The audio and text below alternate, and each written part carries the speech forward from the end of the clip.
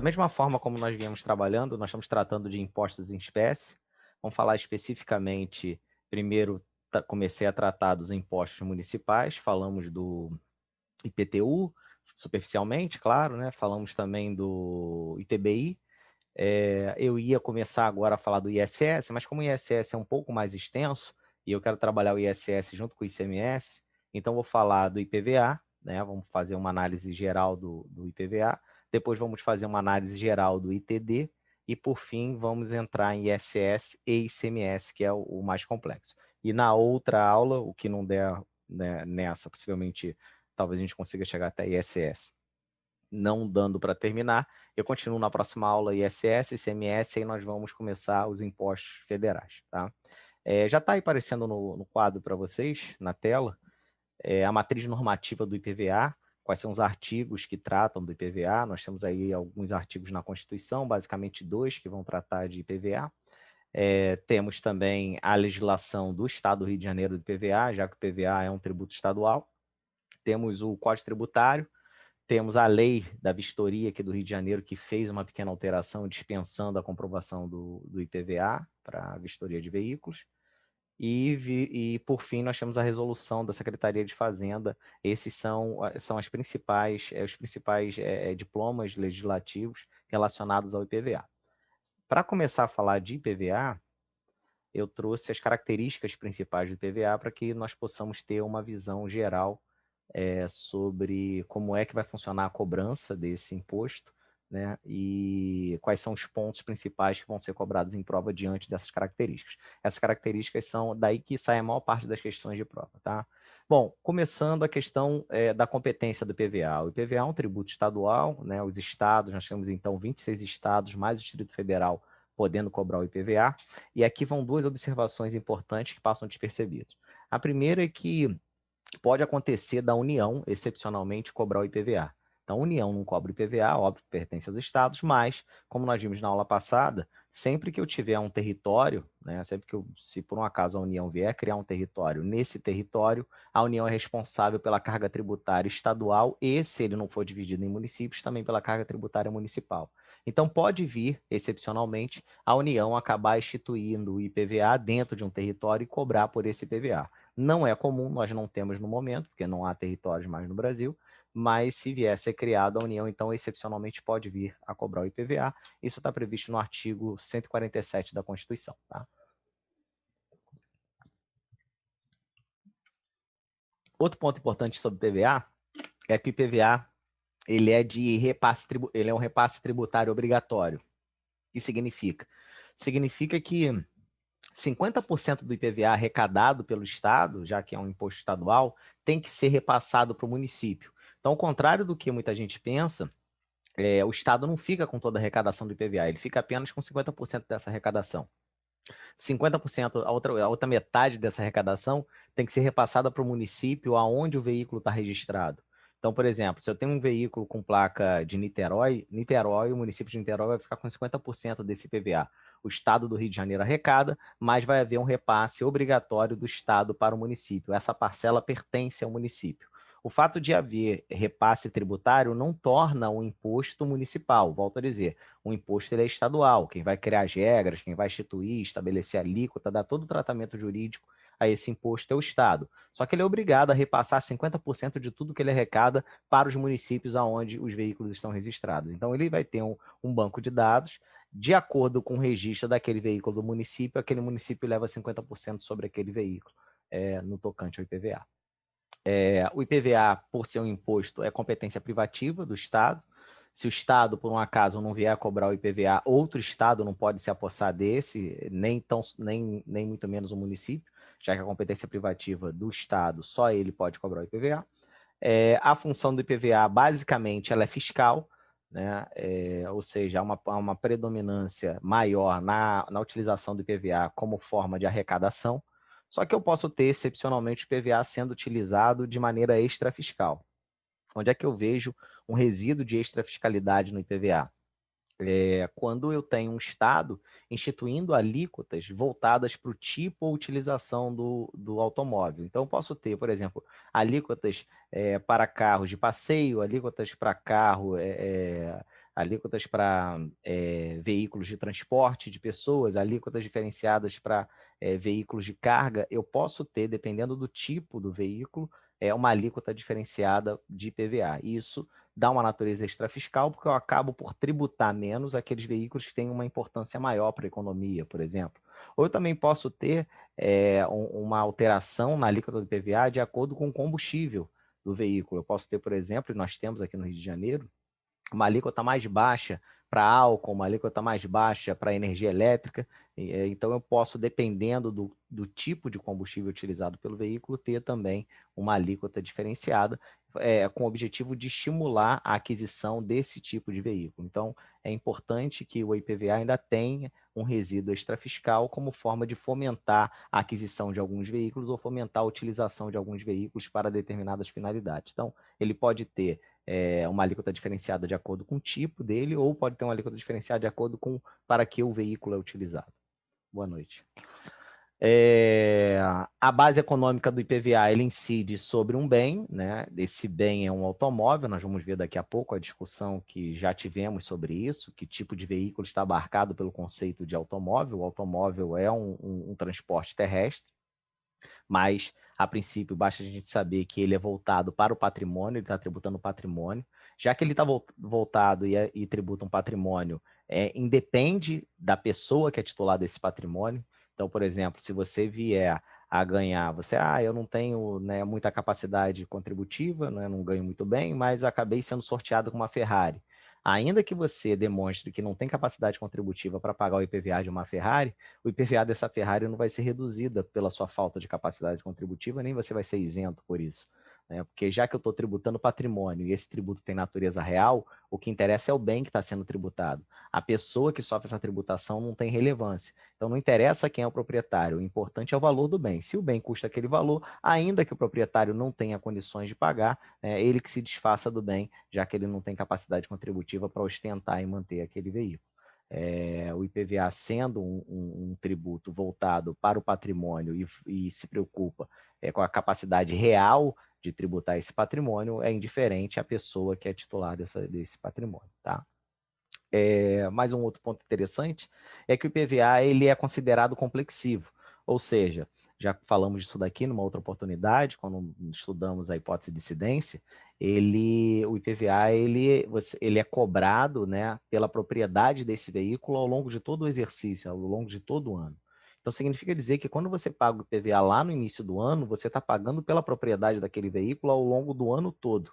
O fato gerador é complexivo porque a cada mês que você é proprietário desse veículo, essa base de cálculo mensal serve para completar o fato gerador, né, do IPVA, que é o ano todo. Então, o IPVA tributa o patrimônio do veículo o ano todo. Qual a importância prática para isso? O correto da tributação, então, do IPVA, já que o fato é complexivo, seria que a cobrança ocorresse ao final do ano. Ou seja, a Fazenda Estadual deveria aguardar para saber se efetivamente você vai ser proprietário daquele veículo ao longo de todo o exercício, todo ano. Ao final do ano, constatando a sua propriedade, ela ia lá e te tributava sobre o IPVA do ano todo que transcorreu. Só que por uma questão de política fiscal, assim como o IPTU, assim como nós já conversamos sobre o IPTU, o que a legislação faz é antecipar a arrecadação desse IPVA, assim como o IPTU. Ou seja, ao invés de aguardar todo o exercício para saber ao final se você foi dono daquele veículo durante o ano, ela cobra antecipadamente o IPVA de todo o ano, então você já paga no início do ano o IPVA do transcorrer de todo o exercício, de todo o ano. Ou seja, ainda que você não venha a ser proprietário o restante do ano, você já paga antecipado esse IPVA por todo o ano. Tá? A contrário senso, se você paga antecipado, na eventualidade de você deixar de ser proprietário desse veículo ao longo do ano, ou na eventualidade desse veículo se perder ao longo do ano, você vai ter direito à restituição da parcela do IPVA que você pagou e não foi proprietário. Em outras palavras, é porque pouca gente sabe disso, pouca gente utiliza isso. Mas, pela lógica do tributo complexivo, se por um acaso, antes do término do exercício, você deixa de ser proprietário por alguma razão, porque o veículo foi roubado e não foi recuperado, porque o veículo acabou pegando fogo, houve perda total. Bom, se você perdeu aquele bem e pagou a tributação pela propriedade dele o ano todo, você tem direito de reaver essa diferença que você pagou a mais. Afinal de contas, você não foi proprietário dele o ano todo. eu só fui parte do ano. Então, você pode pedir a restituição desse período do ano que você deixou de ser proprietário. Caso você venha vender o veículo e deixe de ser proprietário, em tese, quem adquiriu o veículo deveria te reembolsar no tocante ao IPVA que você antecipou no início do ano. Isso não acontece na prática comercial, também já falamos disso em relação ao IPTU, mas pela natureza do imposto assim deveria ser. Tá? Em relação à repercussão tributária, o IPVA é um tributo direto, não tem como você embuti-lo, né, e repassar o custo dele para outra pessoa, é o proprietário que assume esse encargo. Por conta disso, exatamente, quando há alocação de veículos, o proprietário, ainda que alugue o veículo, ele é responsável pelo pagamento do IPVA, assim como nós vimos no IPTU. Então, quando eu tenho uma locadora de veículos, ela é responsável pelo IPVA, ainda que ela coloque no contrato ou venha alugar ou venha alugar, embutindo nesse contrato o custo do IPVA. Ou seja, ela pode até tentar ou conseguir repassar o custo desse IPVA, mas como é um tributo direto, ela tem que arcar com isso, ela não pode repassar essa responsabilidade para o locatário. Tá? Em relação aos princípios, o IPVA ele se submete ao princípio da legalidade. Se eu quiser, por exemplo, instituir o IPVA ou aumentar o IPVA, eu tenho que obrigatoriamente ser por lei, eu não posso alterar esse IPVA por decreto. Ele também se submete a anterioridade simples, eu tenho que aguardar virar o exercício financeiro para embutir, né, para começar a cobrar um aumento sobre esse IPVA. Então, se eu quiser aumentar a base de cálculo, a alíquota, eu tenho que esperar o exercício virar para cobrar esse aumento da base de cálculo da alíquota. E, por fim, eu tenho uma exceção, assim como no IPTU também, ao princípio da anterioridade da noventena. Anterioridade da noventena, só recapitulando, é a obrigação que a Constituição estabelece de ter que aguardar 90 dias para que aquele tributo possa ser cobrado, para que aquele aumento no tributo, na carga tributária, possa ser cobrado. No tocante ao IPVA, em relação à base de cálculo, eu não preciso aguardar 90 dias para cobrar o aumento da base de cálculo. Aonde é que eu vejo o aumento da base de cálculo do IPVA? A base de cálculo do IPVA ela costuma ser atualizada ao final do ano, quando o Estado, né, a Fazenda, divulga a tabela de valor dos veículos. Todo final de ano, via de regra, há a divulgação pelo Estado da tabela dos veículos e quanto, né, ela avaliou os veículos. Então, você baixa lá a tabela, você vai ver a marca do seu veículo, né, o ano, e vai saber mais ou menos quanto que a Fazenda está avaliando de base de cálculo aquele veículo. Obviamente, é a avaliação da Fazenda, nem sempre condiz com a realidade. Às vezes o veículo está mais bem avaliado na tabela da Fazenda do que no próprio preço de mercado, mas o que vale é a tabela da Fazenda. Então, ela vai e nessa tabela atualiza a base de cálculo, e essa atualização de base de cálculo, sempre que eu atualizo a base de cálculo ou aumento a alíquota, isso importa em aumento do tributo. Qualquer modificação na base de cálculo para mais ou na alíquota para mais, importa em aumento do tributo. Então, quando há atualização dessa base de cálculo no final do ano, a Fazenda Estadual ela não precisa aguardar 90 dias para poder instituir essa cobrança na atualização da base de cálculo. Por isso que, via de regra, costuma ter essa atualização da base de cálculo já no final do ano, uma vez que a Fazenda Estadual sabe que não precisa aguardar 90 dias. Então, ela divulga ali em novembro, dezembro, a atualização, divulga a lista e quanto está custando, né, na base de cálculo dela os veículos, e já no dia 1º de janeiro ela já vai instituir o IPVA, já começa a cobrança do IPVA com base nessa tabela que ela fez a atualização, ou seja, ela mal espera virar o exercício e já utiliza a tabela. Ela não precisa aguardar esses 90 dias, porque a base de cálculo do IPVA é exceção à anterioridade na noventena, assim como ocorre com o IPTU. Tá bom? Em relação à alíquota aplicada ao IPVA, vou falar disso um pouco mais à frente novamente, mas já adianto que a alíquota ela vai ser proporcional, via de regra, é uma alíquota normalmente única, e essa alíquota única ela só vai variar a base de cálculo do veículo, ou seja, como acontece aqui no Rio de Janeiro, eu tenho uma alíquota única de 4%, 4, 5%, e aí esse 4, 5% vai ser sobre qualquer veículo. Então, o que vai tornar o IPVA de um veículo mais caro ou mais barato não é a alíquota, e sim a base de cálculo. Quanto mais vale o veículo, que é a base de cálculo, maior vai ser o valor daquele IPVA. Então, não há para o IPVA, via de regra, como a alíquota é proporcional, uma alteração na base de cálculo. A base de cálculo ela é fixa e, dessa forma, proporcionalmente, ela só vai aumentando a cobrança do IPVA de acordo com o aumento da base de cálculo. Tá? normalmente é essa alíquota aplicada ao IPVA. Só que nós vimos lá em cima, vocês podem observar, que o IPVA ele tem, excepcionalmente, uma função extrafiscal. Então, eu posso ter algumas alíquotas seletivas, né, algumas alíquotas selecionadas para determinados veículos de acordo com o tipo ou utilização dele. Então, pode acontecer da legislação, de acordo com o tipo, com a utilização do veículo, escolher uma alíquota menor ou uma alíquota um pouco maior. É assim, né, que é a seletividade das alíquotas. Normalmente as alíquotas são menores, elas são seletivamente escolhidas gradativamente para menos, exatamente para poder fomentar esse tipo de veículo, a utilização desse veículo pelo fim para qual ele foi adquirido, ou então de acordo, como eu falei para vocês, com o combustível que ele utiliza. Então, eu posso ter uma alíquota seletiva, e como eu tenho aqui no Rio de Janeiro a alíquota seletiva, estabelecendo que determinados combustíveis tornam o IPVA daquele veículo mais barato. Então, eu posso ter, excepcionalmente, uma alíquota seletiva, dependendo do tipo ou da utilização do veículo. E, por fim, o IPVA ele é lançado, ele tem lançamento de ofício. Né? O que é o lançamento de ofício? O Estado já tem um cadastro de todos os veículos, até porque a administração e registro desses veículos é a competência do Estado, e desse cadastro de veículos, ele já faz automaticamente o lançamento do IPVA. Ele atualiza a base de cálculo ao final do ano, como nós já falamos, e com base nessa atualização, ele já emite o IPVA, né, para a instituição financeira, e essa instituição financeira vai fazer a cobrança desse IPVA. O IPVA, a Fazenda não emite guia propriamente para o contribuinte, porque é uma obrigação do contribuinte comparecer até a instituição financeira ou até o site, né, que seja, para poder emitir, então, esse IPVA. Ou seja, não há um envio para a residência da pessoa, mas fica à disposição esse lançamento. Então, o lançamento é de ofício, e esse lançamento de ofício fica à disposição para que a guia seja retirada pelo contribuinte. Tá? Isso não deixa de tornar o lançamento de ofício. No lançamento de ofício, a Fazenda não precisa de nenhuma informação do contribuinte, porque ela já tem todas as informações. Ela já sabe de quem o carro é, de quem é a propriedade do veículo, ela já sabe qual a alíquota do veículo, ela já sabe o valor que ela atribuiu ao veículo, ela simplesmente calcula e deixa à disposição no sistema para que o contribuinte faça, então, a impressão da guia e o pagamento do IPVA. Tá?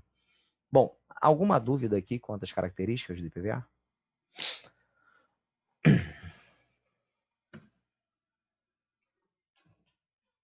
Eu trouxe aqui uma questão objetiva, tipicamente de prova, né? Aqui no caso a prova é da magistratura, mas é típica de prova para fiscal também, né? Uma questão que quer saber se você conhece as características básicas de determinado imposto. E aqui no caso o IPVA. De acordo com as limitações constitucionais do poder de tributar, a fixação da base de cálculo do IPVA se submete a... Então, está falando da base de cálculo do IPVA e quer saber se a base de cálculo do IPVA se submete a quais princípios.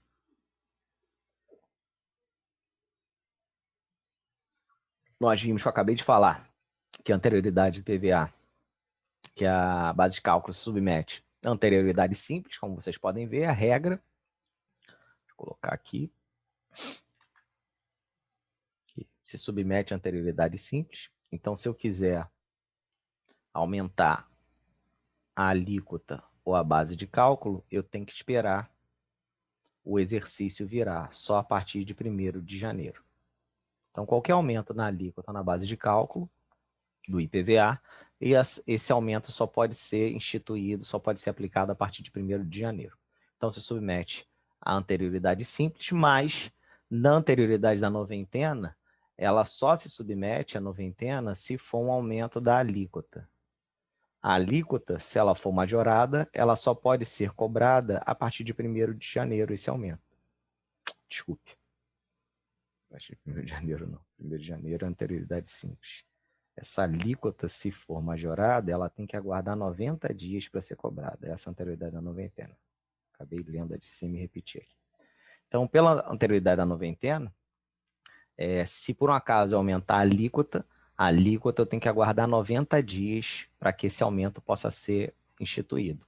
Já pela exceção da anterioridade da noventena para o IPVA, se eu estiver aumentando a base de cálculo do IPVA, eu não preciso aguardar 90 dias.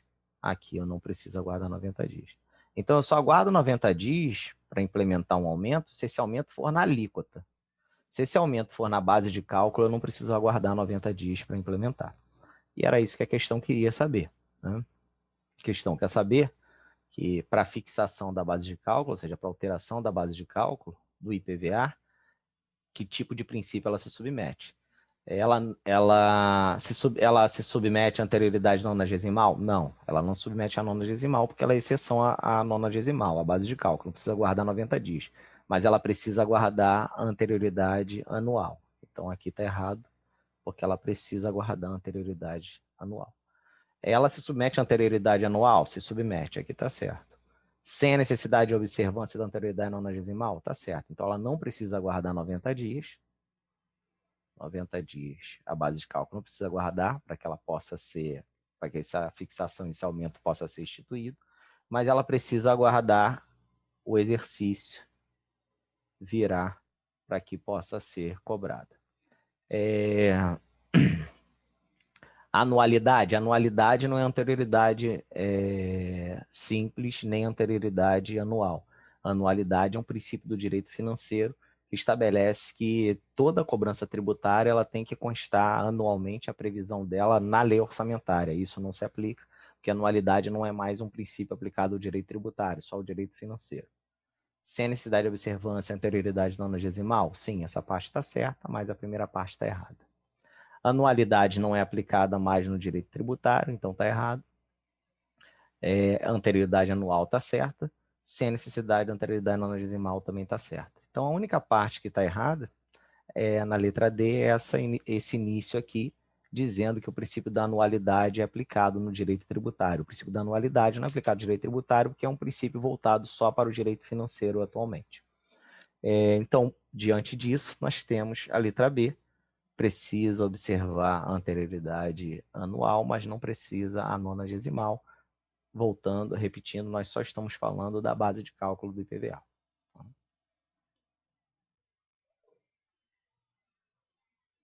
Exatamente, ó.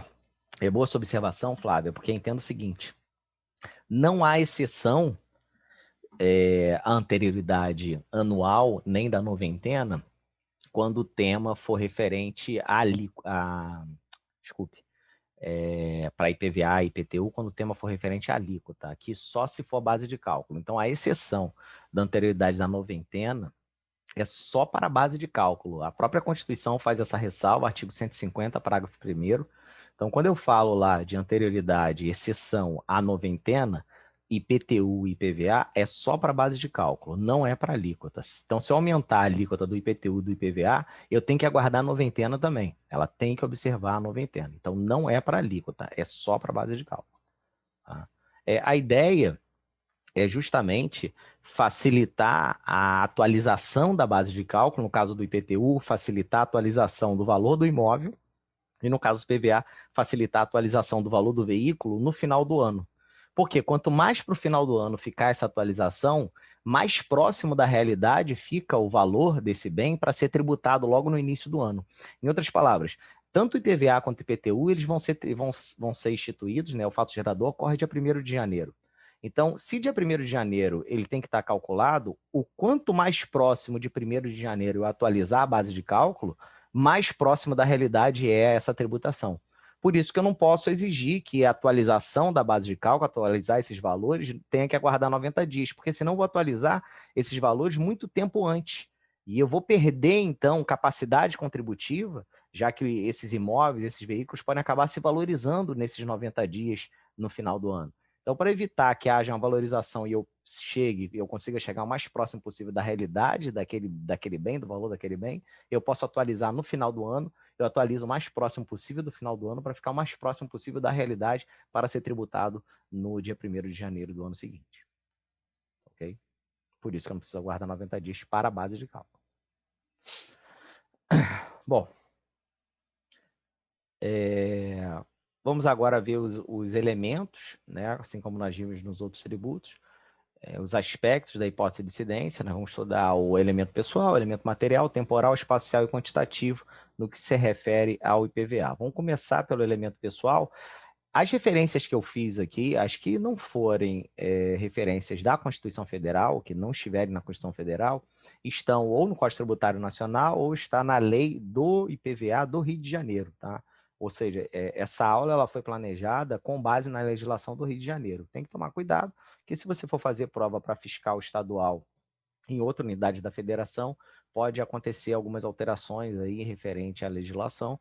Por exemplo, no que tange a isenções, eu posso ter alguns estados com outros tipos de isenções, alguns estados com alíquota diferenciada referente ao IPVA, alguns estados a alíquota é mais baixa do que no Rio, principalmente em relação ao IPVA, que costuma ocorrer uma guerra fiscal entre os estados, para saber, alguns estados entram nessa guerra, né?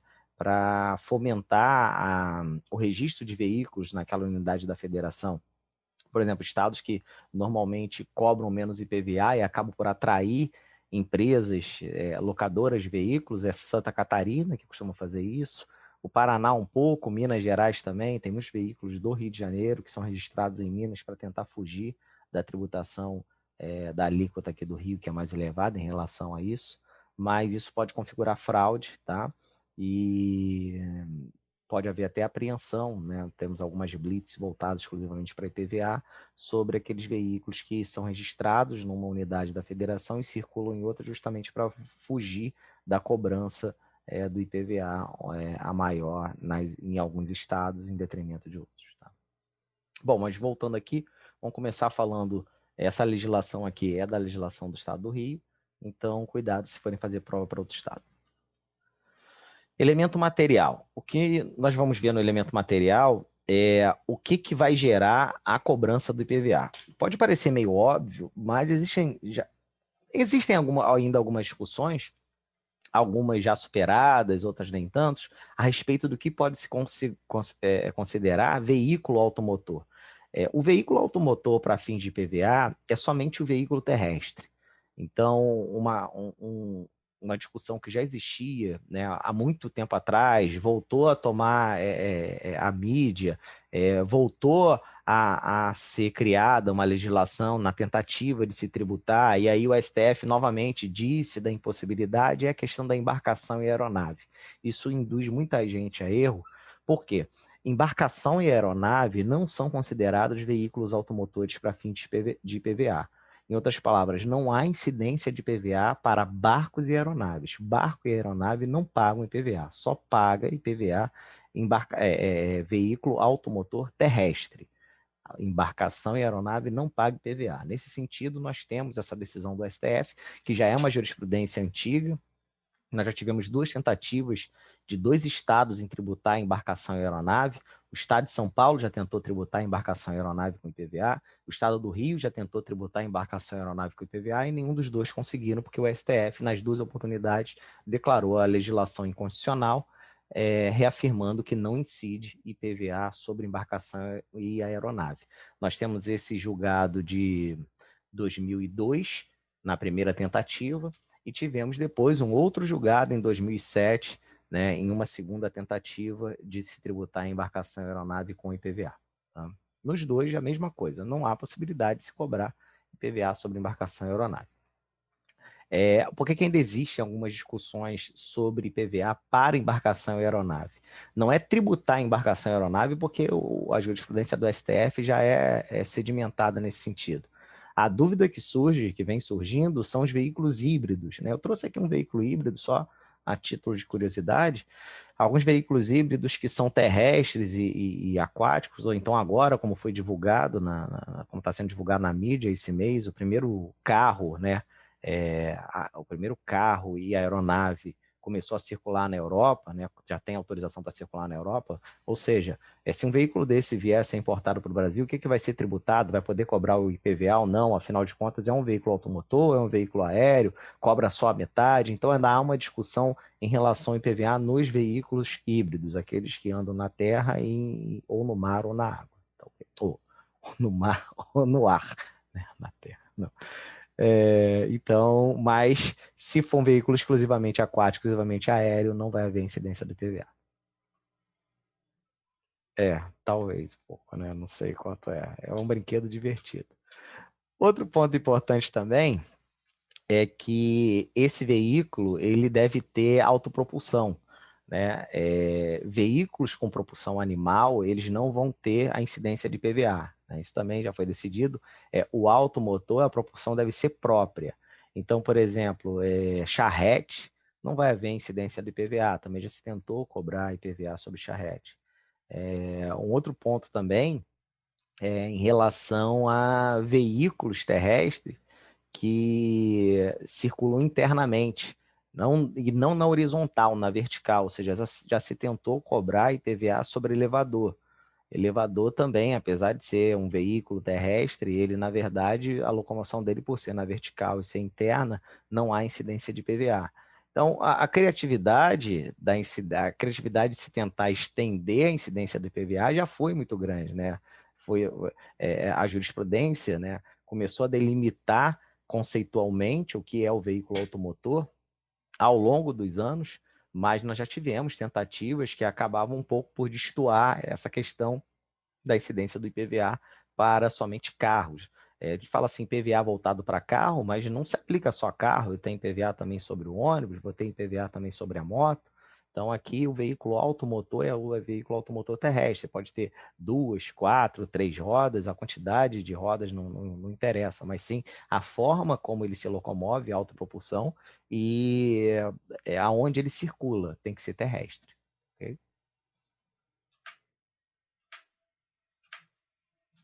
Em relação ao elemento subjetivo, né, nós vimos sobre o que incide o IPVA, vamos ver agora quando é que o IPVA, quem é que vai cobrar o IPVA. Vimos no primeiro momento o elemento material, quando é que o IPVA incide, vamos ver agora quem é que cobra esse IPVA. Já falamos disso, o IPVA é um tributo estadual, e também já falei das exceções, pode acabar a União tributando quando for um território, e quando o Estado vier a cobrar esse PVA, que é propriamente dele, é privativamente dos estados, ele tem que repassar 50% para os municípios. Então, o IPVA é um tributo de repasse obrigatório, tá aqui, ó, 50% dele tem que ser repassado para os municípios. Isso está previsto no artigo 158, inciso 3º da Constituição Federal. Bom.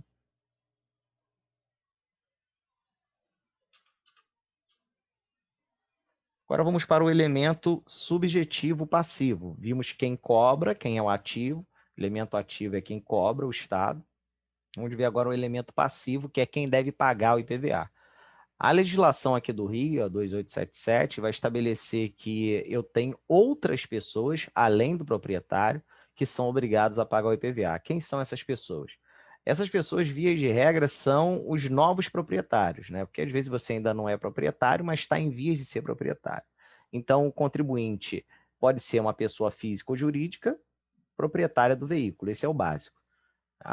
O veículo, a propriedade do veículo, ela é instituída a partir do registro desse veículo no nome da pessoa física ou jurídica.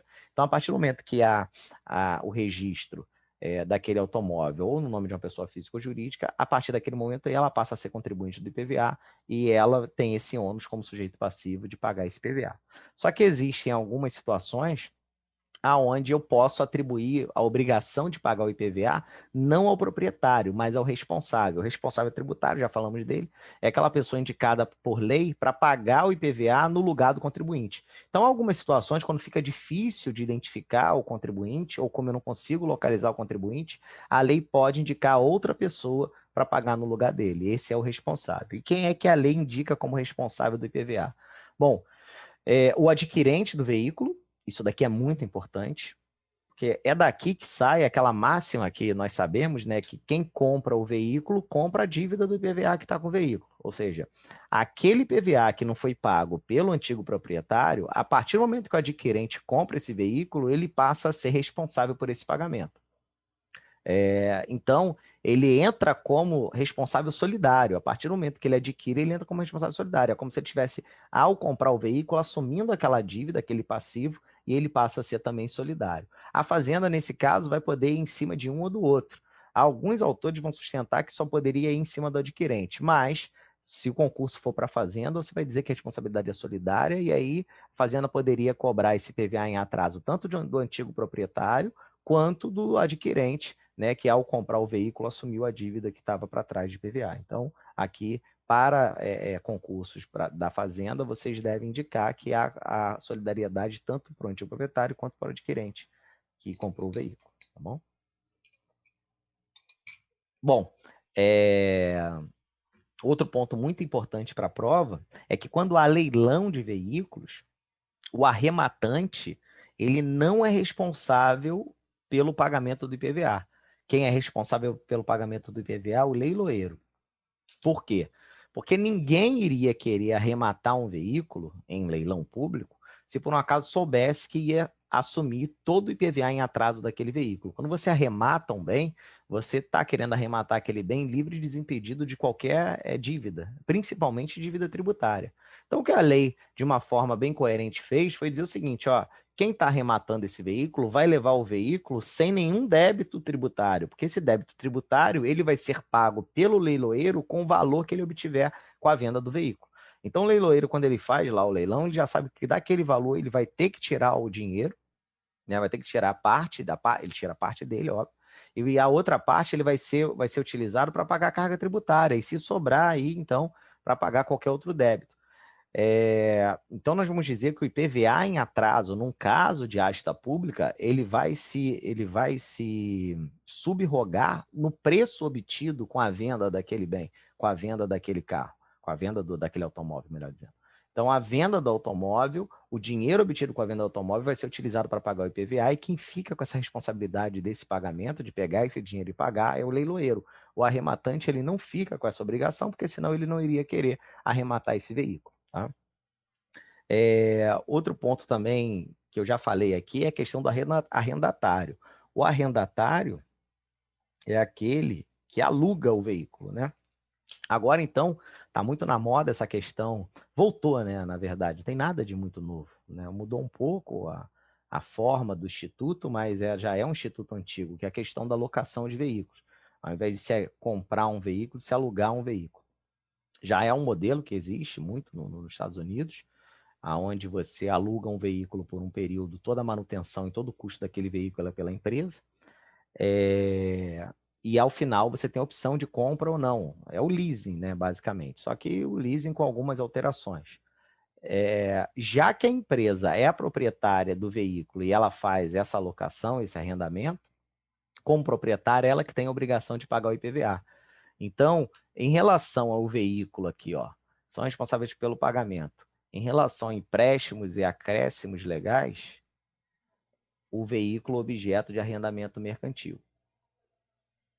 O veículo objeto de arrendamento mercantil, apesar da lei indicar como arrendatário, como o contribuinte, como responsável, ele é o responsável, há alguma jurisprudência dizendo o seguinte, ó, ele não pode ser indicado como responsável porque nem sempre ele vai exercer a opção de comprar esse veículo ao final.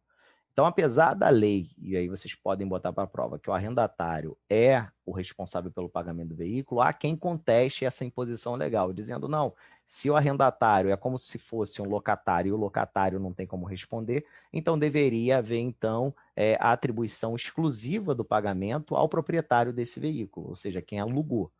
Só que, como o artigo aqui, né, no estado do Rio de Janeiro, atribui a responsabilidade ao arrendatário, se você for fazer concurso para o estado do Rio de Janeiro, tem que tomar cuidado, porque aqui a legislação diz que o arrendatário, que é o equivalente quase como se fosse o locador, vai ser responsável por esse pagamento. Volto a dizer, a jurisprudência normalmente não concorda com esse posicionamento, mas o fato é que há esse tipo de imposição legal aqui no Rio de Janeiro, tá? O que, não, de repente, não vai ser repetido para os demais estados. Agora, o ponto que vem caindo em prova por conta de um enunciado, o 585, e por isso é importante aqui a gente tecer alguns comentários, é em relação ao alienante de veículo automotor, né? Aquele que vende o veículo. Quem vende o veículo, ele tem a obrigação de comunicar essa venda, né? Ó, o alienante de veículo automotor que não comunicar a alienação do veículo ao órgão executivo de trânsito no prazo e condições estabelecidas. Opa. Bom, quando você vende o veículo, você é alienante. Quando você vende o veículo, você tem a obrigação de comunicar ao Detran essa venda e o adquirente tem a obrigação de realizar a transferência. Cada um tem uma obrigação nessa compra e venda, né? Então, um avisa que vendeu, o outro tem a obrigação de ir até o Detran e realizar essa transferência para o nome dele. Só que às vezes isso não acontece. Às vezes quem comprou não transfere e quem vendeu não avisa, né? Qual o problema? Quando fica embaçado que quem vendeu não avisa e quem comprou não transfere, acaba também que quem comprou não paga o IPVA e quem vendeu acha que o outro está pagando e ninguém paga. Isso é muito comum na prática de acontecer. O que a legislação passou a dizer é o seguinte, ó, se o cara vendeu, é isso que o artigo aqui da legislação estadual está dizendo, se o cara vendeu e não avisou que vendeu, ele passa a ficar responsável pelo IPVA que vier a vencer. É quase como se você dissesse assim, amigo, se você não for lá avisar que vendeu, eu vou poder cobrar o IPVA tanto do adquirente, com base no inciso primeiro, o adquirente é quem comprou, quanto também vou poder cobrar do alienante, quem vendeu, se ele não foi lá avisar que vendeu esse veículo. Então aqui a legislação está ampliando para possibilitar a cobrança dos dois, quem comprou, quem vendeu, né? Só que, qual o problema?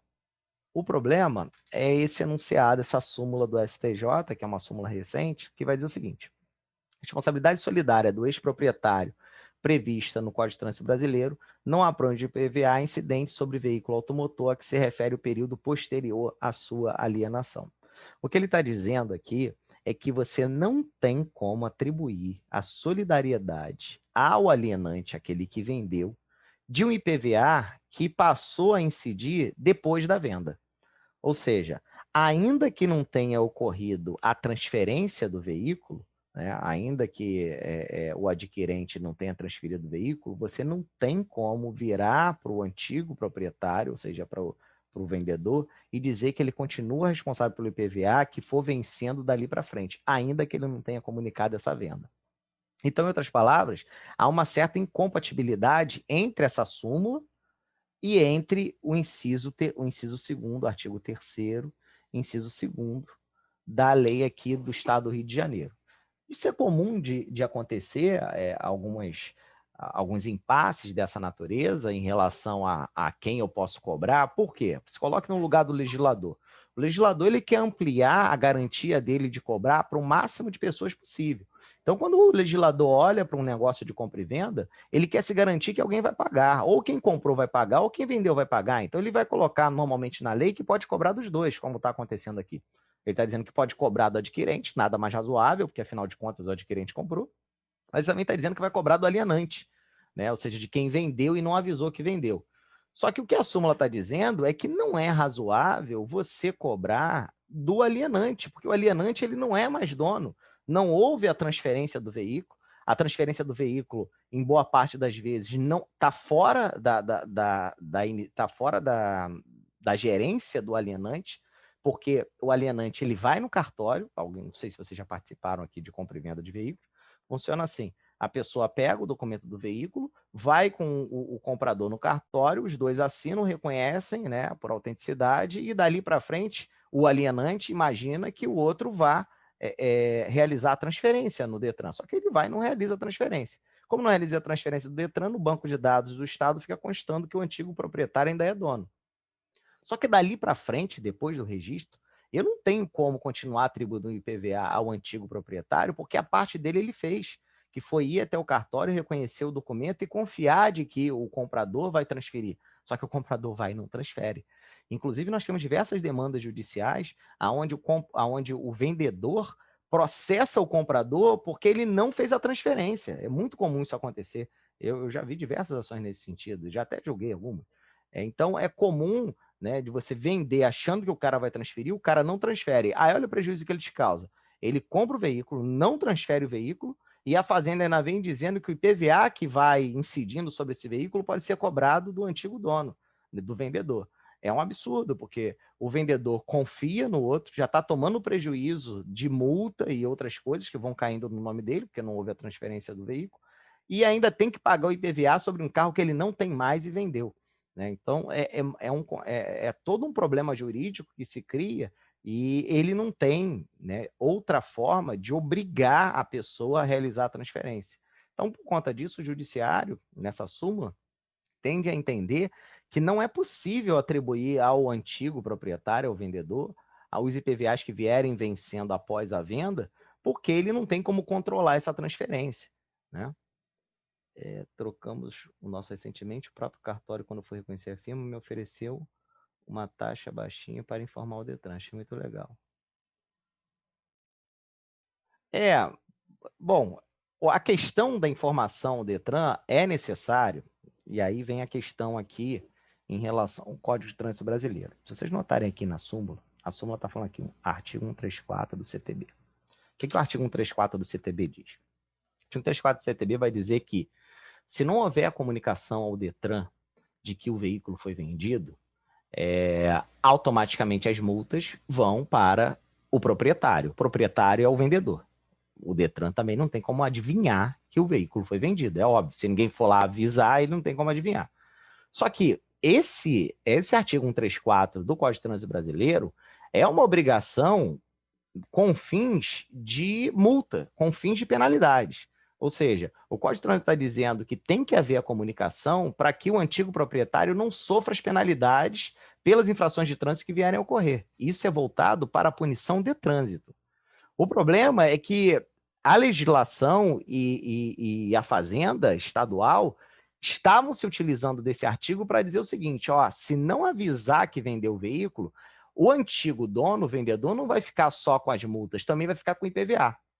O que a súmula está dizendo é o seguinte: não, o vendedor não avisar e ficar responsável pelas multas, beleza, vai lá, porque isso está previsto no Código de Trânsito Brasileiro, é razoável, porque o Detran não tem como saber, se não tem como saber, ele vai lançar multa em face do vendedor, que era o antigo proprietário. Agora, em relação à cobrança tributária, eu não posso atribuir o IPVA a um proprietário que não é mais proprietário, porque ele já foi no cartório, já fez a autenticação, já fez a transferência do veículo, dali para frente ele não é mais proprietário. Ah, mas não avisou. Bom, o fato de não avisar não tem como atribuir a ele essa responsabilidade tributária.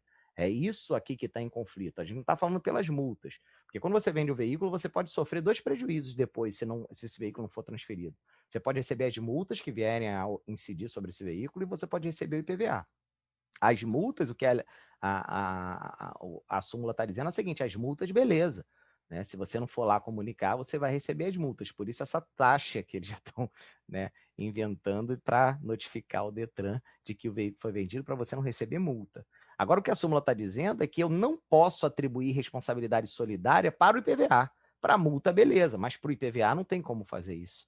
Por quê? Porque se o fato gerador do IPVA é a propriedade, a pessoa, depois que vende, vai lá e registra, né, essa compra e venda, ela não tem mais propriedade para ser tributada sobre aquilo, ainda que não tenham avisado o órgão competente sobre essa venda. Tá?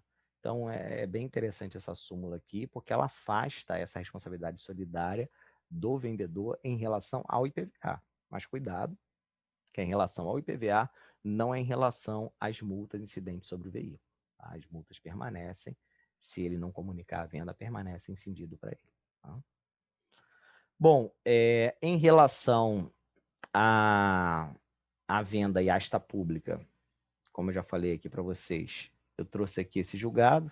A arrematação do bem em asta pública de débitos de PVA anteriores à venda se subroga no preço da asta. Em outras palavras, quando você arremata, você comparece a um leilão de veículo. Quando você arremata aquele veículo, o veículo já vem sem nenhum débito de PVA para você.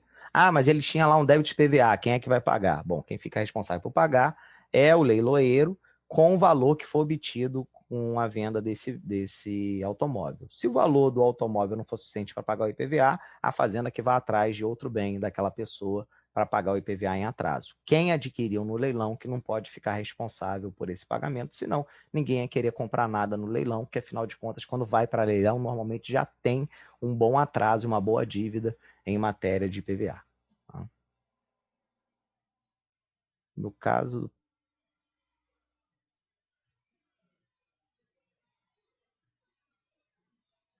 PCD, o quê?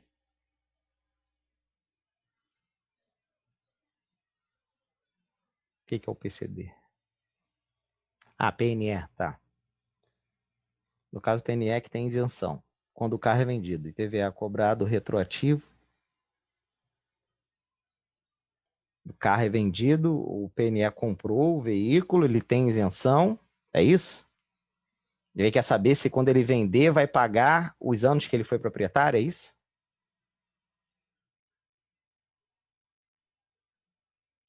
Não vai pagar os anos que foi proprietário. Porque, preste atenção, se o IPVA, o fato gerador é complexivo e o elemento material do IPVA é a propriedade, no ano em que aquele PNE foi proprietário daquele veículo, ele estava isento, ou seja, não há cobrança para ele, porque ele era proprietário naquele ano.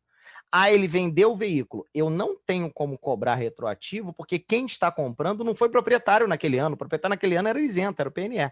Entendeu? O que vai acontecer é que ele é obrigado a pagar a carga tributária quando ele vende, que incide, é a carga tributária da venda do veículo lá atrás, porque talvez a sua dúvida seja essa. Né? Ah, mas eu já vi que um PNE vendendo o veículo tendo que pagar um tributo que estava para trás. O tributo que estava para trás é o IPI e o ICMS da venda do veículo que ele não pagou. Porque o PNE ele não vai pagar o IPI da fabricação do veículo, não vai pagar o ICMS da venda do veículo e não vai pagar o IPVA. Só que são tributos, são impostos diferentes com fatos diferentes.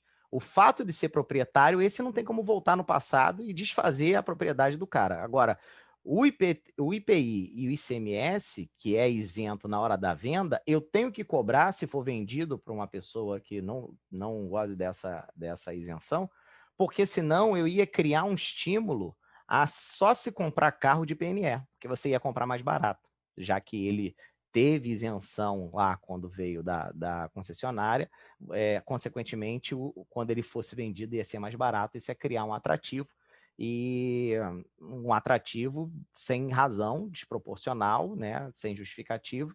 Então, por conta disso, quando o PNE vende, há incidência sim de uma carga tributária que não foi paga, mas a carga tributária na aquisição do veículo, não na propriedade do veículo.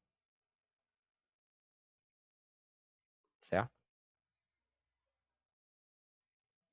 E também é para evitar, isso é bem interessante, é porque já que ele tem esse tratamento mais benéfico para ele adquirir um veículo, é para evitar que o PNS utilize desse benefício, dessa isenção, para virar negociador de carro.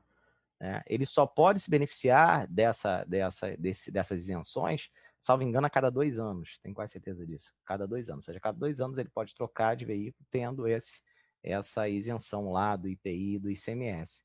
Porque se você não impusesse um limite temporal, nem um limite quantitativo, a todo mês o cara ia trocar de carro só para poder comprar isento, comprar mais barato e vender mais caro, ia ficar ganhando, né, nessa intermediação, ia comprar isento da fábrica, que a isenção é considerável, porque o ICMS e o IPI são elevados na compra e venda do veículo, e aí ele ia conseguir fazer dinheiro disso, né?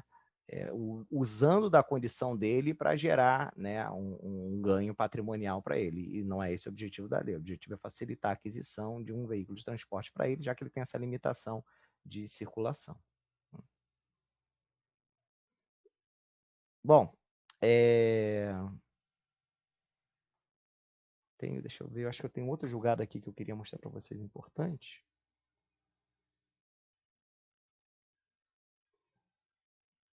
Deixa eu ver se eu trouxe aqui.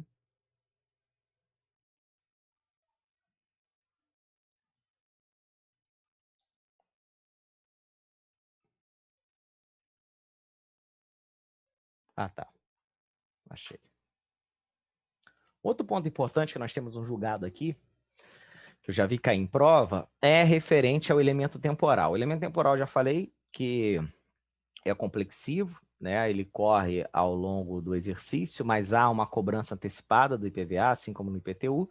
Então, para a legislação da maior parte dos estados, né, e aqui como referência do Rio de Janeiro, o IPVA, o fato gerador dele ocorre no dia 1º de janeiro de cada exercício, de cada ano, como eu disse para vocês. Tá? Só que pode acontecer do veículo ainda não existir no dia 1º de janeiro, que é óbvio, né? Nem todo veículo já está pronto no dia 1º de janeiro.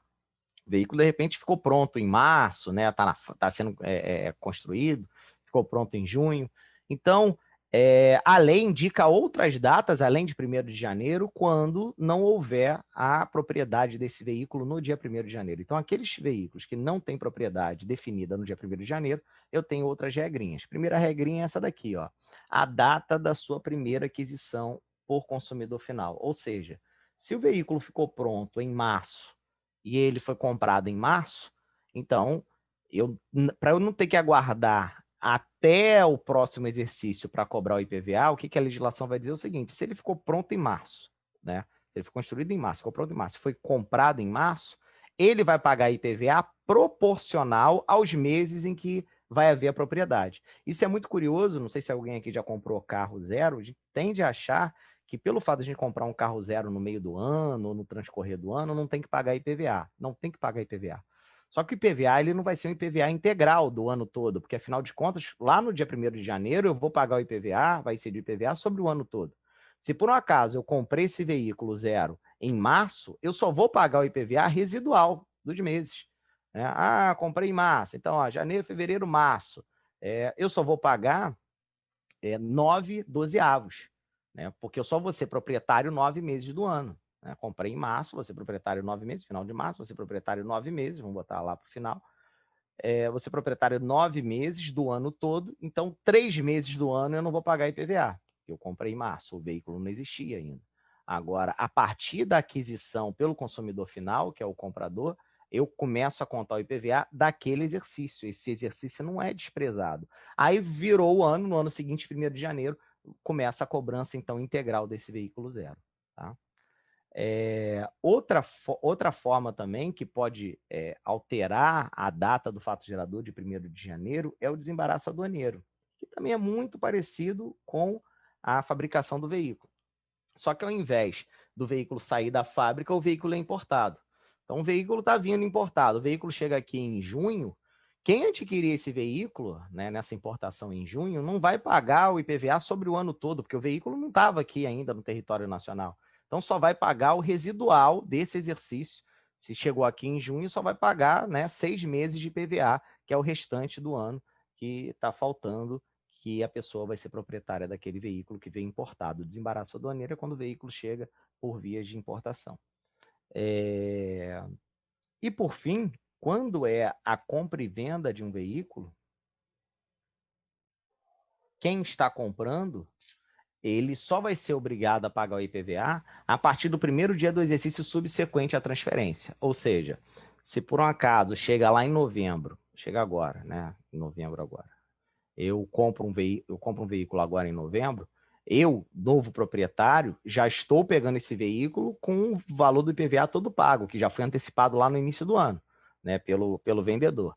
Eu, novo proprietário, só vou ter a obrigação de pagar esse IPVA, né? O fato gerador só vai incidir para mim a partir do 1º de janeiro do próximo exercício, porque o desse exercício já foi pago antecipadamente pelo antigo proprietário. É isso que o inciso 4º está dizendo.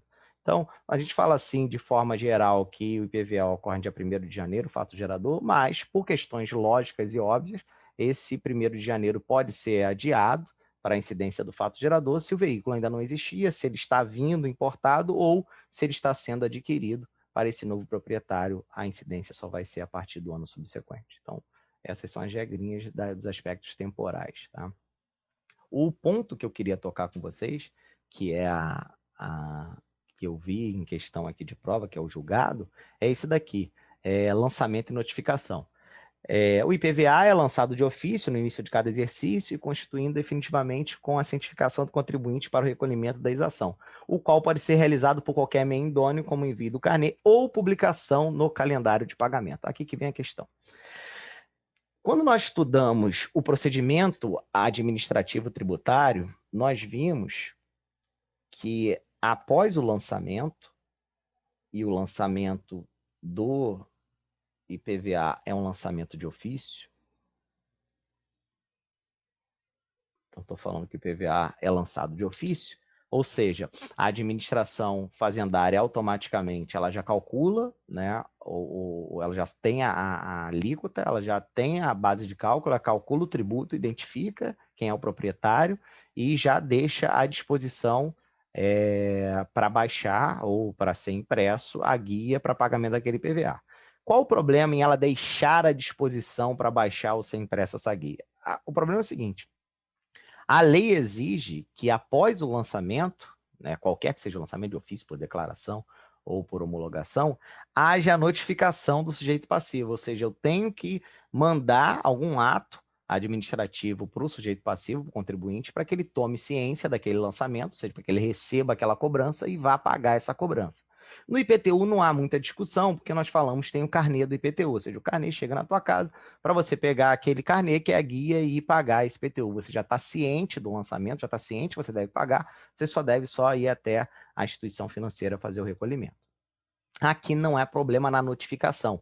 A notificação é um marco temporal muito importante, porque é a partir da notificação, como nós vimos na aula passada, que começa a contar o prazo, que em regra é de 30 dias para pagar o tributo, e é a partir da notificação que começa a contar o prazo para recorrer. Porque pode acontecer de você não concordar com o valor do IPVA, pode acontecer de você não concordar com o valor do IPTU. E você tem um prazo para recorrer administrativamente, que é a partir da notificação. Bom, e aonde eu quero chegar com o IPVA? No IPVA, você não recebe carnê na sua casa. No IPVA, você não recebe cobrança na tua casa. Simplesmente, a fazenda calcula, deixa à disposição aquele valor no banco de dados e você ou vai na instituição financeira para imprimir essa guia e pagar, ou você entra na internet para baixar e imprimir a guia para pagamento. Ou seja, não chega nenhum documento formal na sua casa notificando que você tem que pagar aquele IPVA. Mas eu preciso desse documento formal chegando para começar a contar o prazo, tanto para pagamento, quanto para começar a contar o prazo para você impugnar essa cobrança. Então, se discutiu durante muito tempo qual seria o marco temporal que eu poderia dizer que eu estou notificado do pagamento do IPVA, né, da cobrança do IPVA, para que eu possa, então, realizar esse pagamento ou esse recurso. E a jurisprudência passou a dizer o seguinte, não, aguenta aí, não há nenhuma ilegalidade no IPVA. O IPVA ele pode ter dois marcos temporais. Um quase não acontece na realidade, que é o seguinte, pode acontecer no IPVA daquele estado enviar o carnê do IPVA para você pagar. Bom, aqui no Rio nós não temos carnê.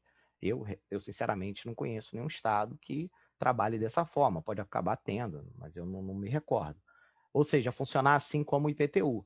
O Estado manda o carnê do IPVA para tua casa e você vai ter que pagar aquele carnê de IPVA. Você está notificado a partir do momento em que o carnê é enviado e você já sabe que a partir dali começa a contar o prazo tanto para pagar quanto para recorrer.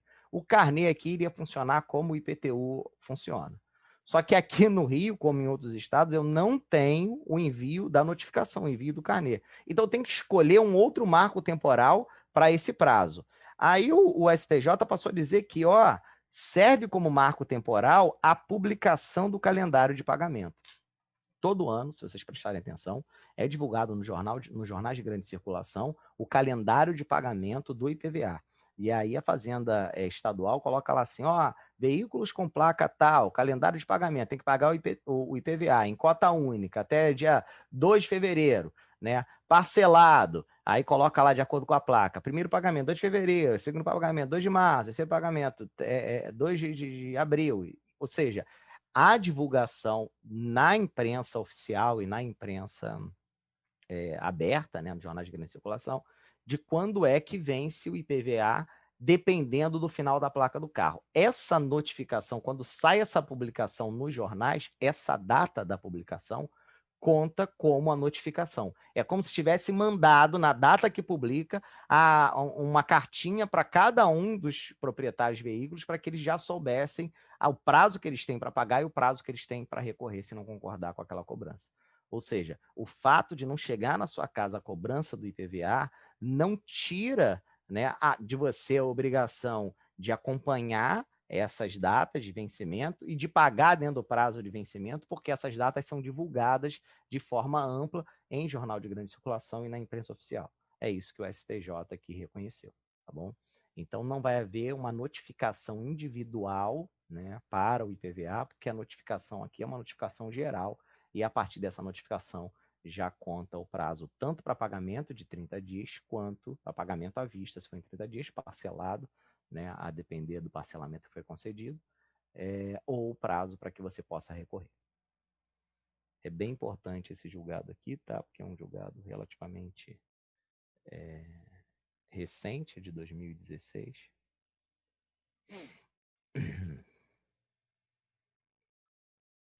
Vamos ver agora o elemento espacial. O elemento espacial. O elemento espacial é... Ih, desculpe, isso é errado.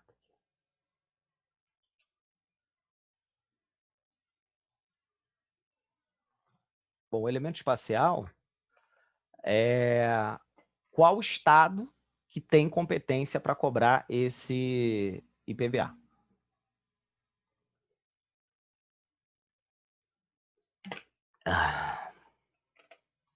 Bom, como eu falei para vocês, durante muito tempo se sustentou que o IPVA tem que ser tributado para o estado aonde o veículo está registrado. Né? O veículo ele é registrado naquele estado que emite a placa. Então, se eu quero saber onde o veículo está registrado, é só olhar para a placa. Eu sei pela placa o estado e o município. Isso sempre foi um indicativo para demonstrar qual estado tem competência para cobrar o IPVA sobre aquele veículo e mais, para também indicar o município que tem direito a receber metade desse IPVA. Então, a placa que, na verdade, indica qual o registro é fundamental para fins de IPVA, porque eu sei qual estado vai poder cobrar o IPVA e qual município vai receber a metade desse IPVA. Só que começou-se a discutir na esfera judicial por conta de fraudes que foram geradas, fraudes tributárias começaram a ser geradas, em relação se o estado aonde está o domicílio do contribuinte não seria o competente para tributar esse PVA. Por quê? Porque às vezes o cara mora em um estado, né, ou seja, ele reside, é domiciliado no estado, só que acabou por comprar o veículo em outro estado, aonde esse veículo está registrado e onde o IPVA é mais barato. É aquela questão que acontece aqui muito no Rio em relação a Minas Gerais. A pessoa mora no Rio, ou seja, ela está domiciliada no Rio, ela reside no Rio, só que ela vai até Minas para comprar carro. E quando ela compra o carro em Minas, ela não pede a transferência do carro de Minas para cá. Por quê? Porque lá o IPVA é mais barato. Então ela prefere deixar o veículo com a placa de lá, rodando aqui, e continuar pagando IPVA para lá, para Minas, que Minas o IPVA é mais barato, então, e mais, Minas não tinha vistoria, então você não tinha nem a obrigação de levar para a vistoria do veículo, como acontece aqui no Rio, e também tinha um IPVA mais barato. Então era um grande atrativo que acontecia e acontece em relação aos veículos aqui que circulam no Rio. Só que isso era tão comum. E Minas, nesse ponto, eu acho uma grande falta, uma grande violação do pacto, a falta de preocupação com Minas, também Minas está se lixando, ela quer arrecadar, que Minas envia o documento do veículo pelo correio. Eu acho que o Estado, né, em nome do Pacto Federativo, não poderia fomentar e facilitar esse tipo de fraude. Porque se você permite que o veículo seja registrado no seu território e para facilitar essa fraude você ainda manda o documento desse veículo para outro estado, isso é um tapa na cara do Rio de Janeiro, porque eu vou lá, registro o veículo lá, não preciso fazer vistoria, pago o IPVA mais barato e para melhorar tudo, o governo de Minas ainda manda pelo correio o documento do veículo para continuar circulando com ele aqui no Rio de Janeiro. Isso acontece mesmo sendo um absurdo, né? Mas eu sei porque eu tive uma namorada ela era mineira, o carro dela estuda aqui, mas o carro dela era de lá e ela continuava se beneficiando disso. Mas aonde é que eu quero chegar? O ponto é o seguinte: começou então esse embate e está afetado a repercussão geral aqui. Isso daqui é muito importante que você acompanhe, porque isso daqui é uma ação que está no STF, né, um processo que está no STF, para discutir se quem tem direito à competência para cobrar o IPVA seria o domicílio aonde o contribuinte mora, ou seja, onde a pessoa que está usando o veículo mora, ou aonde o veículo está registrado. Então, o STF está para analisar isso. Diante de quê? Das fraudes que ocorrem. Porque, normalmente, né, vou botar aqui para que vocês possam visualizar isso de maneira mais fácil.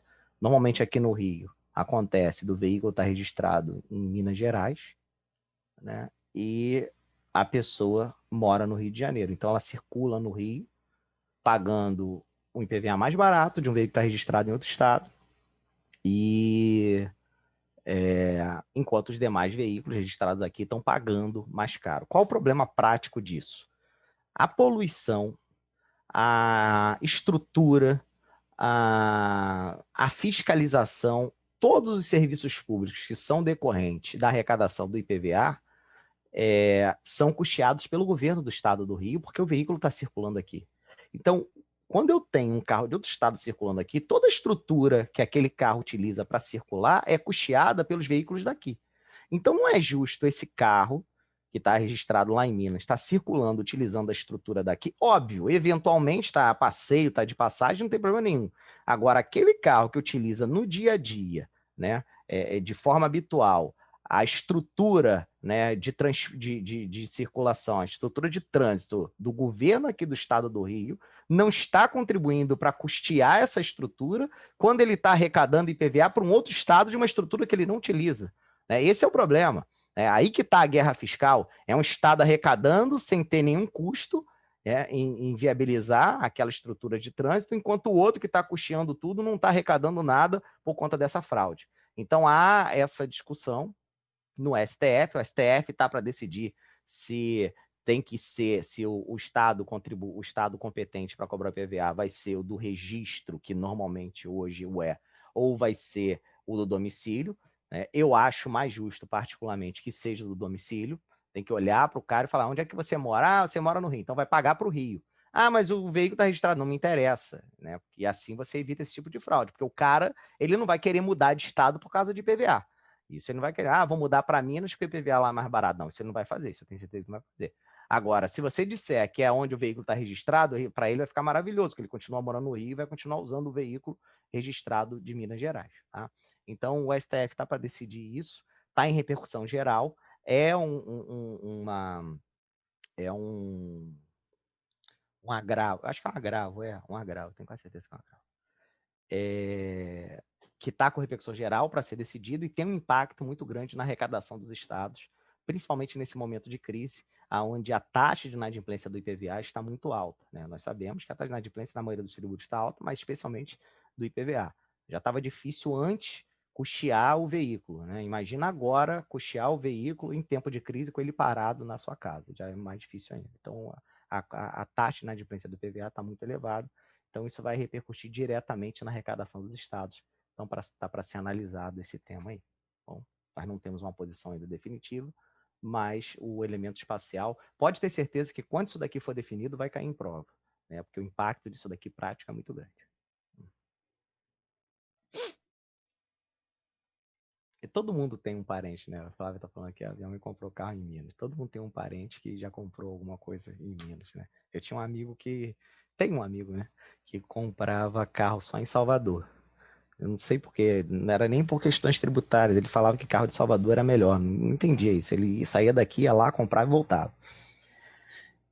Então, de repente, era pego, sei lá. Dizia que era mais barato. Eu nunca fui a Salvador ver preço de carro, mas ele dizia que era mais barato. Bom, deixa eu ver aqui se tem um outro ponto.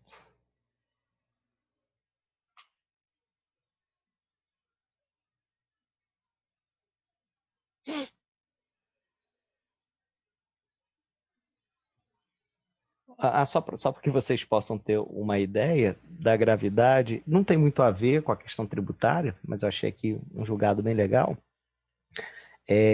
Os estados que sofrem com esse tipo de manobra, com esse tipo de fraude, né, registrado em um e utilizado em outro estado, eles acabam por fazer algumas blitz, não sei se alguém já passou por isso, somente próximo assim à fronteira entre os estados, começa a fazer algumas blitz para saber os veículos que estão circulando com placa de outro estado e saber se está acontecendo esse tipo de fraude, a pessoa mora aqui e o veículo está registrado em outro estado.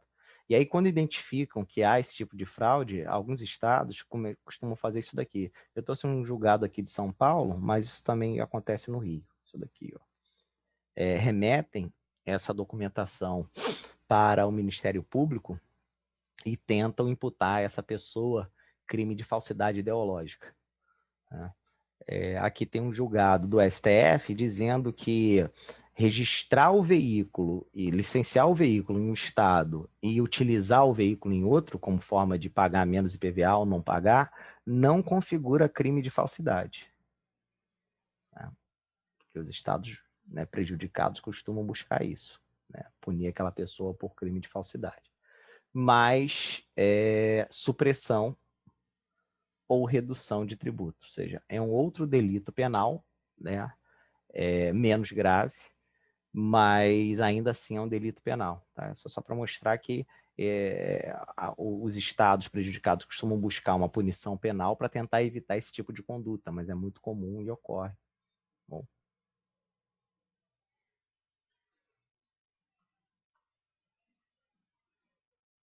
Bom, eu vou... Deixa eu ver que horas são. Não, eu vou avançar, que aí a gente encerra IPVA, para não ficar aqui pela metade. Falta só o elemento quantitativo. Vai dar uma pausa aqui, mas posso estender mais um pouquinho. Vamos ver agora o elemento, desculpe, o elemento quantitativo, que é referente à alíquota que vai ser aplicada. Como eu falei para vocês, a alíquota do IPVA, ela normalmente é proporcional, né? Ou seja, é uma alíquota fixa e o que vai variar é só o valor do veículo, para mais ou para menos. Eu trouxe aqui as alíquotas que são aplicadas aqui no Rio de Janeiro. Vou botar aqui para vocês. As alíquotas aqui no Rio, então.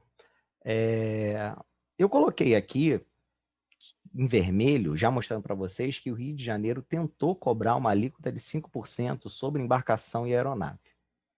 Só que depois revogou isso. Por quê? Porque foi declarado, a lei do Rio de Janeiro, nesse ponto, foi declarada inconstitucional, como eu já mostrei o julgado lá atrás para vocês, porque não incide PVA sobre embarcação e aeronave. Então tá, aqui então não há cobrança. Qual o valor da alíquota, o valor da alíquota base aqui, média do Rio? O Rio cobra uma alíquota de 4% sobre automóveis de passeio. Essa é a alíquota regra, vamos botar assim. Só que, a depender do tipo de veículo, e aqui vocês podem observar que eu tenho utilitários, né, ônibus, micro-ônibus, caminhões, tratores. Dependendo do tipo do veículo, eu tenho alíquotas seletivas. Ou seja, eu tenho a seleção de algumas alíquotas, e a alíquota do IPVA ela pode ser proporcional, como dito, aqui, ó, a alíquota proporcional no Rio, então, é 4%, mas o IPVA também pode ter uma alíquota seletiva, dependendo do tipo do veículo ou da utilização do veículo. E a alíquota seletiva aqui, ela pode ser de 1, por exemplo, para veículos elétricos, né? Temos 3, alíquota de 3%, alíquota de 2%. Então, eu tenho uma seletividade de alíquotas dependendo do tipo ou da utilização desse veículo. Vamos ver essa seletividade. Então, voltando, a alíquota proporcional base de 4%, e eu tenho aqui uma seletividade, dependendo do tipo, de 3, 2, 1. Tá? Eu também posso ter uma seletividade de acordo com a utilização do veículo, ou seja, o veículo utilizado para transporte individual, para táxi, né? Aqui, por exemplo, taxímetro, aqui, veículos táxi. Eles têm uma alíquota mais baixa, de 1%. É uma alíquota seletiva, de acordo com a utilização dele, para fomentar, né, tornar, né, mais barato o custo dessa propriedade para aquela pessoa que usa esse veículo como forma de, atividade profissional, como ganha-pão, né, com o objetivo de ganhar seu sustento. Aonde está a previsão de que as alíquotas podem ser do IPVA proporcional ou seletivo? Está aqui.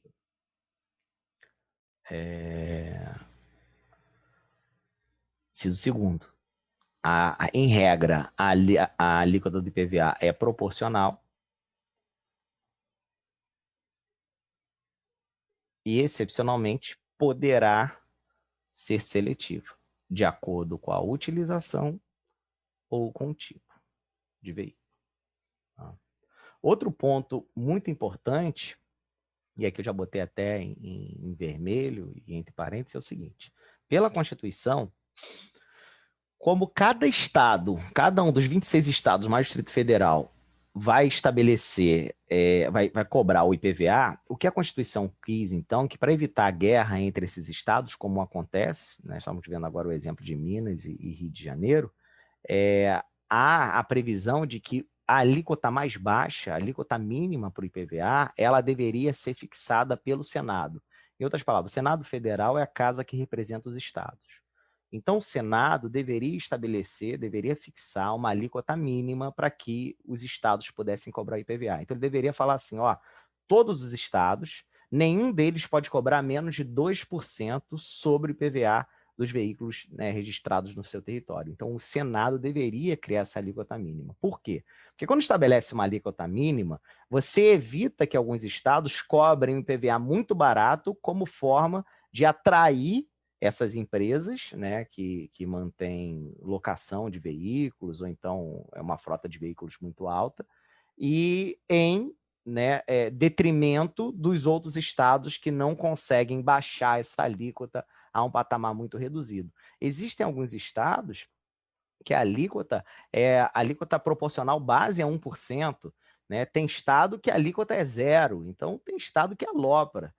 Se vocês forem olhar, por exemplo, acho que Paraná, tenho quase certeza, se vocês começarem a observar veículos de locadoras de automóveis ou veículos de laboratórios que têm grande frota de veículos, vocês vão ver que nenhum deles tem placa do Rio de Janeiro, normalmente tem placa do Sul, né? Eu acho que Paraná e Santa Catarina, mais do Paraná até.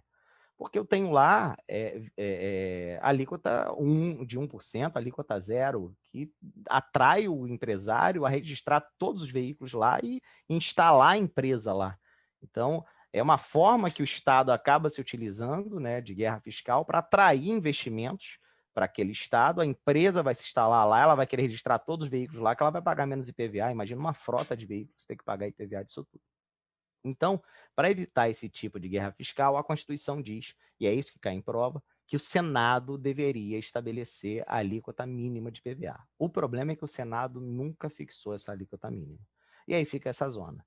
A zona é que cada estado fixa a sua alíquota mínima e tem estado, como eu disse, que alopra e acaba, às vezes, por fixar uma alíquota zero ou uma alíquota muito baixa. E acaba criando conflitos com outros estados que não conseguem ou não querem reduzir e tem, então, a sua frota de veículos esvaziada por conta desse atrativo tributário.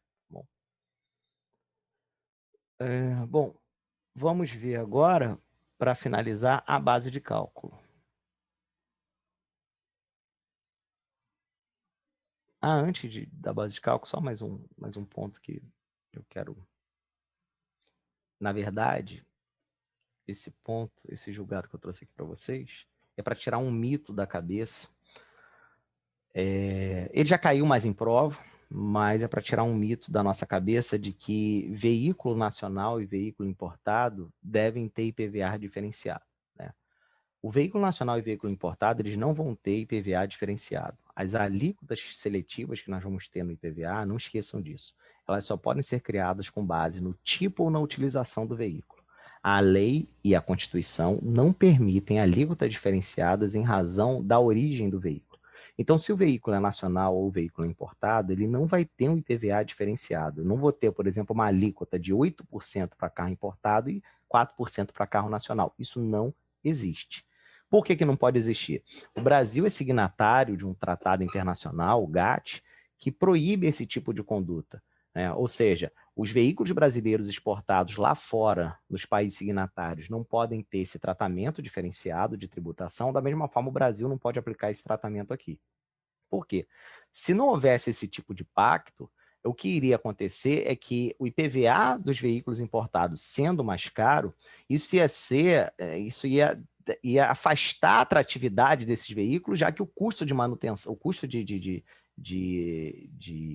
aquisição, não de aquisição, né?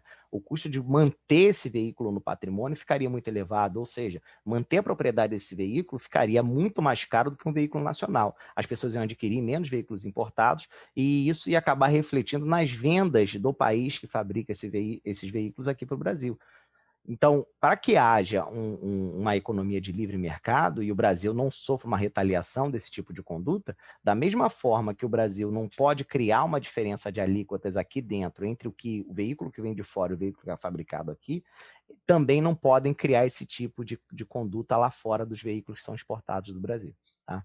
Então, não há tratamento, nem pela Constituição, nem pela legislação, não pode haver tratamento diferenciado de IPVA em relação à origem desses veículos.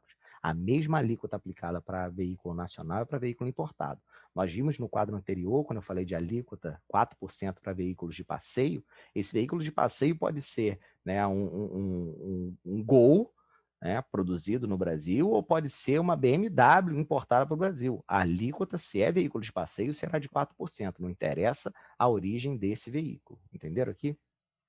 Só que, quando o veículo ele é importado, para que ele possa circular aqui dentro, né, e ser registrado aqui dentro, ele vai ser registrado em um dos estados, deve haver o desembaraço aduaneiro e o despacho aduaneiro desse veículo, ou seja, ele tem que ser inserido no nosso mercado. Se por um acaso o veículo entra no Brasil e não é inserido no nosso mercado, nesse caso, ele tem um prazo máximo para ficar dentro do território nacional. Sob pena de, ultrapassado esse prazo, haver uma punição para quem está circulando, né? E deve haver a cobrança dessa carga de importação e, consequentemente, com o registro dele, o IPVA. Ou seja, se eu tenho, por um acaso, um turista que vem de carro para o Brasil, ele pode vir com o carro dele do país de origem, aqui, sei lá, saiu do Chile, veio para o Brasil dirigindo, ele pode circular aqui com um veículo que não vai pagar IPVA. Ele está vindo com o carro dele lá do Chile, está circulando aqui, passeando, não vai pagar IPVA. Por quê? Porque a circulação desse veículo no território nacional é temporária. O que não pode acontecer é ele trazer esse veículo e ficar em caráter definitivo aqui. Porque se ele for pego com o veículo aqui em caráter definitivo, ele vai ser tributado sobre toda a carga tributária de importação que não foi paga, porque para esse veículo poder circular em caráter definitivo aqui, ele tem que pagar essa carga tributária para ser registrado e então começar a pagar IPVA. Porque senão, a mesma coisa que acontece aqui que nós estamos discutindo entre Rio e São Paulo ia acontecer com outro país. Em vez, se eu viesse a morar, por exemplo, próximo a uma fronteira, eu ia querer comprar o carro no outro país só para ficar circulando aqui no Brasil e não ia ficar pagando tributo nenhum, já que esse país, de repente, não tributasse IPVA. Então, para evitar esse tipo de conduta, você pode circular com um veículo de outro país, com a placa de outro país aqui, só que essa circulação é temporária. Ultrapassado esse prazo, deve haver o pagamento da carga tributária e, então, a incidência do IPVA após o registro dele no Brasil. Se isso não for realizado, o veículo vai ser apreendido. Ok?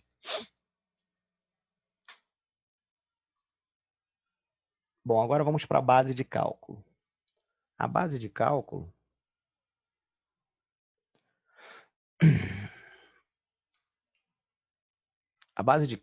é o valor do veículo, né? O que mais se cobra em prova sobre a base de cálculo, nós já falamos, é em relação à atualização dessa base de cálculo, que pode ser no final do ano e não precisa respeitar a noventena.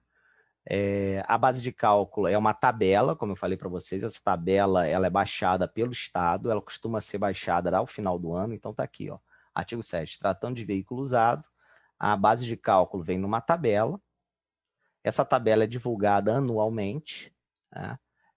Quando ela é divulgada a atualização dessa tabela, e essa tabela ela nem sempre condiz com o preço de mercado. Quando a gente fala em base de cálculo do veículo, não quer dizer que necessariamente é o preço de mercado. É o preço que a fazenda estadual vai chegar àquele veículo de acordo com os critérios adotados pela lei. Ela não precisa procurar na OLX, precisa procurar nos classificados para saber quanto aquele veículo vale. Há até uma grande crítica, porque às vezes a desvalorização do veículo é tão rápida, é tão célere por causa do mercado, que essa tabela acaba por não acompanhar a desvalorização. Então, o veículo fica supervalorizado na tabela, quando, na verdade, no mercado, ele não tem aquele valor todo. É comum isso acontecer. Tá? Então, quando a lei do IPVA aqui do Rio de Janeiro fala que a base de cálculo do veículo é o valor venal, o valor venal não é o valor de mercado, assim como a ressalva que eu fiz lá no IPTU. Valor venal aqui é o valor que a fazenda calcula para venda, que não necessariamente reflete o valor de mercado. E para calcular esse valor venal, ela considera isso daqui, ó, peso, potência, capacidade máxima, cilindrada, número de eixo, tipo de combustível e dimensão do veículo. Isso é muito importante, porque isso explica, às vezes, o fato de alguns veículos, né, que são vendidos no exterior com um motor, quando vem para o Brasil, vem com outro motor. Eu vou, não sei aqui se alguém já parou para prestar atenção nisso. Às vezes, nós temos um veículo que é vendido lá nos Estados Unidos, na Europa, com um baita de um motor 2.0, né, turbo, a gasolina e não sei o quê. Aí você fala, bom, quando esse carro chegar aqui, eu quero, né, comprar esse carro porque eu dirigi ele lá fora, ele é excelente. Chega aqui, coloca um motor 1.0 no mesmo carro. Você fala, mas por que lá fora o motor era potente, era bom, quando chegaram aqui botaram essa merda? Por quê? Porque a cilindrada do motor e outros critérios, como capacidade, número de eixo, tipo de combustível, influencia diretamente no cálculo do IPVA, principalmente a questão da cilindrada. A cilindrada influencia também bastante. Quanto menor a cilindrada do veículo, menor vai ser a avaliação do valor venal, da base de cálculo dele. Então, ele para a fazenda vai estar custando mais barato, consequentemente, o IPVA dele vai ser mais barato. Então, por uma opção às vezes, de mercado para atrair consumidores, a fabricante prefere botar um motor menos potente, sabendo que quem vai comprar aquele veículo vai pagar, vai se sentir mais atraído por comprar o veículo, porque vai pagar um IPVA mais barato. Porque não adianta, às vezes, eu colocar um motor muito potente num carro, e aí não consigo vender o carro porque os consumidores ficam com pouco interesse no veículo, já que o IPVA dele ficou muito elevado. O IPVA é levado em consideração para a aquisição desses veículos. Então, a motorização é levada em consideração. Não significa dizer que todo mundo está preocupado com o valor do IPVA quando compra um carro, mas isso é levado em consideração. Então, para gerar um atrativo para aquele veículo, é comum as montadoras aqui no Brasil, quando importam, quando constroem aqui, quando produzem aqui, acabarem produzir veículos com uma potência mais reduzida para poder a base de cálculo ser avaliada num valor menor e, consequentemente, isso refletir no custo do IPVA. Bom, aqui a lei não vai trazer muita novidade, né? A base de cálculo, que é o valor venal do veículo, se o veículo for zero, é o preço da nota fiscal, nada mais óbvio, está ali na nota o valor que pagou pelo veículo. No veículo usado, né, ou importado, é o valor constante no documento de importação. Então, se importou o veículo, a base de cálculo é o valor que está na importação ali. Que vai ser utilizado, esse valor da importação, vai ser utilizado para caracterizar a base de cálculo e cadastrar esse veículo. Às vezes, o veículo vem lá de fora, ainda nem tem aqui, né? É um novo modelo que ainda não tem aqui cadastrado na base de cálculo para poder cobrar o IPVA sobre ele. Então, a fazenda, quando há essa importação, ela faz esse cadastro, e esse cadastro ela faz com base no documento de importação. Então, no documento de importação, ela sabe quando o veículo custou para ser importado, com base nisso, ela já calcula o valor venal e coloca na base de cálculo para cobrar o IPVA de quem vier adquirir esses veículos.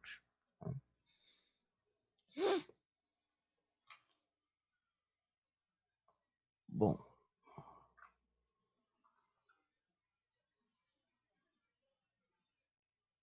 por fim, e agora eu juro que é o último slide, nós temos aí mais algum material, mas para a gente aqui, para análise superficial, isso daí já tivemos uma configuração superficial aqui da matéria. O último slide que eu quero trazer para vocês é essa daqui. Que é a Lei 7718 de 2017, é uma lei recente aqui no Rio de Janeiro, que tem muito impacto. Essa lei só positivou uma jurisprudência que já vinha sendo aplicada, que é a seguinte: o atraso no pagamento do IPVA não pode ser utilizado para apreensão de veículo, né? Então, o fato do veículo estar em atraso com o IPVA, isso não pode ser utilizado para apreensão e retenção do veículo. Então, não posso ter, por exemplo, numa blitz, uma apreensão de um veículo só porque o IPVA estava atrasado. Eu posso ter por outros motivos. Eu posso ter, por exemplo, por conta de multa, eu posso ter por inabilitação do condutor, mas por atraso no IPVA isso não pode acontecer. Isso acontecia, a jurisprudência já vinha, né, dos tribunais já vinha dizendo que isso não poderia acontecer, até que a própria lei aqui no Rio de Janeiro positivou isso, dizendo que a partir de agora a própria Fazenda está proibida de realizar esse tipo de atividade. Por que isso não pode acontecer? Porque a cobrança tributária, quando não há o pagamento da carga tributária, nós vimos lá atrás, na aula de dívida ativa e administração tributária, que o procedimento correto é a execução fiscal. Então, se a lei diz que esse tributo em atraso ele deve ser cobrado através de execução fiscal, não pode a administração pública utilizar a apreensão do veículo como forma de obrigar indiretamente a pessoa a pagar o IPVA, que é o que acontecia. Você estava com o IPVA atrasado, 2, 3 anos, parava na Blitz, rebocava o seu veículo por atraso no IPVA, você corria igual um desesperado para arrumar dinheiro para pagar o IPVA e tirar seu veículo do depósito, é óbvio. Só que esse não é o procedimento correto. O procedimento que a lei quis que fosse realizado é: a Fazenda está com o IPVA em atraso, ela propõe uma execução fiscal, cobra judicialmente esse valor, manda uma cobrança administrativa, mas não reboca o veículo da pessoa. Tá? Então, o reboque como forma indireta, coercitiva de impingir aquele tipo de cobrança do tributo em atraso constitui sanção política, que é uma cobrança desproporcional, e o STF entende que esse tipo de sanção é punição, né? Esse tipo de sanção política, de punição política, não é autorizada pela Constituição. Primeiro porque tributo não é sanção, tributo não pode ser utilizado como forma de punição. E é isso que ele estava sendo utilizado, o IPVA. Quando eu reboco um veículo com IPVA em atraso, o que eu estou fazendo é utilizando o atraso do IPVA como forma, né, utilizando o reboque como forma de punir quem está em atraso com o IPVA. E não é esse o objetivo da cobrança tributária. A cobrança tributária é que cada um pague, né, o quanto pode para o custeio da máquina pública. Então, eu não posso ser punido por isso. Se eu tenho que custear a máquina pública como qualquer um, é um dever fundamental, eu também tenho o direito de ser cobrado sobre esses valores, né, da minha parte do rateio, da forma como a lei estabelece, que é através de execução fiscal ou pelas cobranças administrativas permitidas pela legislação. O que eu não posso é criar punições indiretas como forma de obrigar essa pessoa a ficar em dia com o pagamento tributário. Tá ok? Alguma dúvida aqui? Alguém quer perguntar alguma coisa? Tranquilo? Bom, pessoal, vamos para o intervalo. Voltando ao intervalo, eu vou falar do ITD.